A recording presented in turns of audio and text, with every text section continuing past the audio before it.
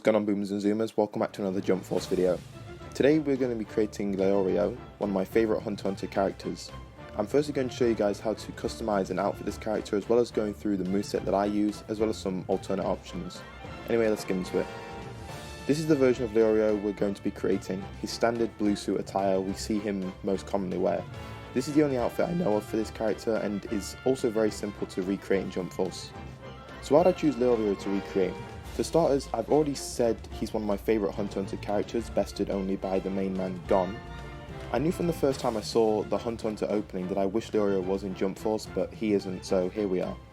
Because of his limited exposure in the show, creating a moveset proved to be a fair challenge, but was still very fun for me, and I'm excited to get into that later on. Whilst being a key member of the group, Leorio doesn't appear very much in the show, and he hasn't displayed much when it comes to his Nen prowess. Whilst obviously not as strong as Gon, Killua or Kurapika, we can safely assume Leorio can handle his own and is fairly intelligent despite his outward image. This is what the finished Leorio should look like. Continue watching if you want to know how to make him. Begin by creating a male character. With Leorio you could use any fighting style you want. Personally, I prefer Type B for a strong brawling style, however you could also use Type D to emulate him using a knife.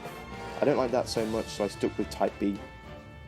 If you've seen any of my other avatar tutorials previously, you'll know I like to walk through each and every step. However, to save time recording and editing, I'm just going to show you guys each option and return later when we're outfitting Leorio. See you guys soon.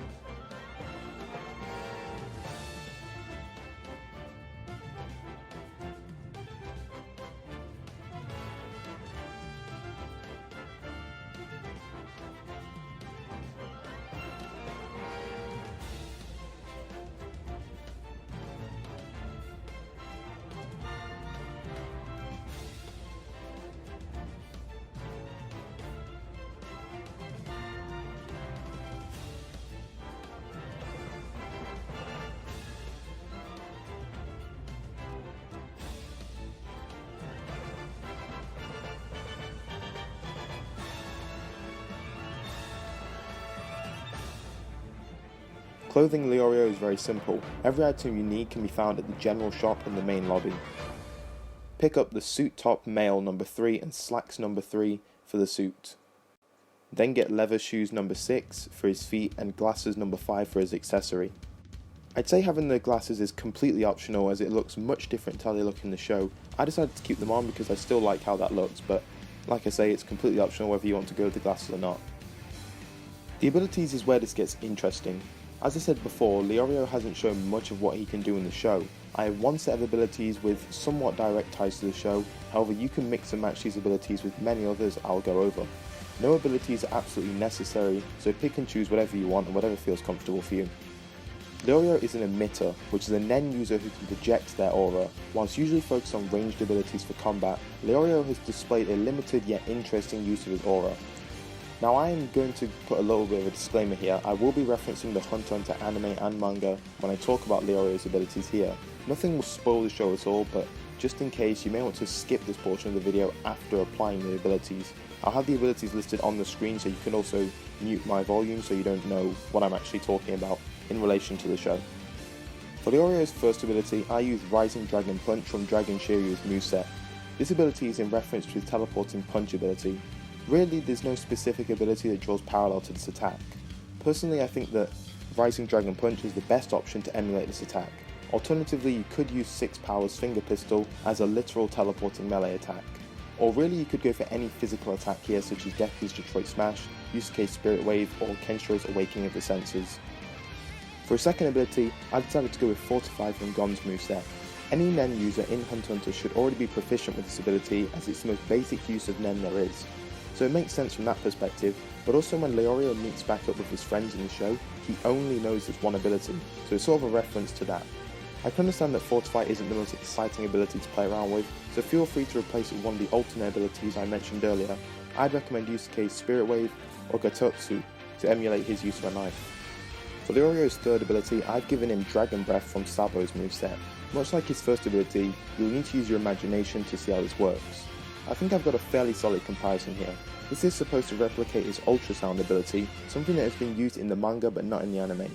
This ability has Leorio touch a surface with his hand and send out an ultrasonic wave to detect things. Of course, Dragon's Breath looks fairly similar, but adds an offensive element to that, because in the manga it's used as more of a utility type thing, but obviously in game it's used as an attack. And finally, for his Awaken ability, I've decided to go with Spirit Gun Mega from Yusuke's moveset. Once again, drawing direct parallel here is very difficult, as such I took some creative liberties here. Leorio is yet to display anything that can be directly translated to an Awaken ability to my knowledge, so there's a few options you can choose for this, none of which have a direct reference. Delaware Detroit Smash and Battle Grief are arguably the best physical melee ultimates, so they're always good choices when you're stuck for what to do. However, I've used those moves on CACs before and just wanted something a little bit different. Leorio being an emitter means he has the ability to project his Nen aura to ranged attacks. As such, Spirit Gun Mega conveys his physical strength and a visualization of his Nen. Also, you get a close-up of his face, which I really like about this ability, so those are your options here.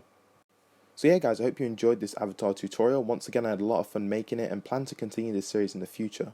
From a visual perspective, Leorio's slim and angular face were very difficult to recreate in the limitations of Jump Force's character creator. In game, however, he doesn't look too bad since you won't be concentrating on the fine details as much. From a gameplay perspective, I'm also very happy with how he turned out. Without much direct material to draw inspiration from, it was a fun challenge to recreate his abilities in Jump Force without going for a very generic build. I don't have any specific plans for who's coming next, but there are a number of characters I'm considering. Right now, a Black Clover character is the most likely. Mereoleona, Yami, Magna, or Yuno, just depending on how I feel when it comes to it. I also want to create more Hunter x Hunter characters in the future, but I doubt I'll get around to that anytime soon. Anyway guys, enjoy this very short Leorio montage for the remainder of this video, and I'll see you in the next one. Bye guys.